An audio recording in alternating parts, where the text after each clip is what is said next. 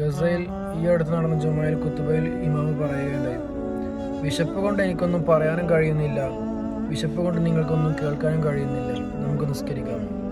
എത്രത്തോളം കഠിനമായ വേദനയാണ് അവർ സഹിക്കുന്നത്. നിസ്സഹായതയോടെ നമുക്ക് നോക്കി നിൽക്കാനും കണ്ടു നിൽക്കാനും മാത്രം കഴിയുന്ന ഗസയിലെ ഒരു കൂട്ടം പാവം ജനതയുടെ ഒരു വിഷമം എങ്ങനെയാണ് പറയാം. ഞാൻ ഒരു വീഡിയോ കണ്ടു. സഹിക്കാവുന്നതിലപ്പുറം ഗസയിലെ മക്കളായാലും രക്ഷിതാക്കളായാലും ആരായാലും നല്ലോണം സഹിക്കുന്നുണ്ട്. പടച്ചവൻ എത്രയും പെട്ടെന്ന് അവർക്ക് സന്തോഷത്തിൻ്റെ ഒരു മായാജാലം കാട്ടിക്കൊടുക്കട്ടെ. നമുക്ക് നിസ്സഹായതയോടെ കാണാൻ മാത്രമേ സാധിക്കുന്നുള്ളൂ.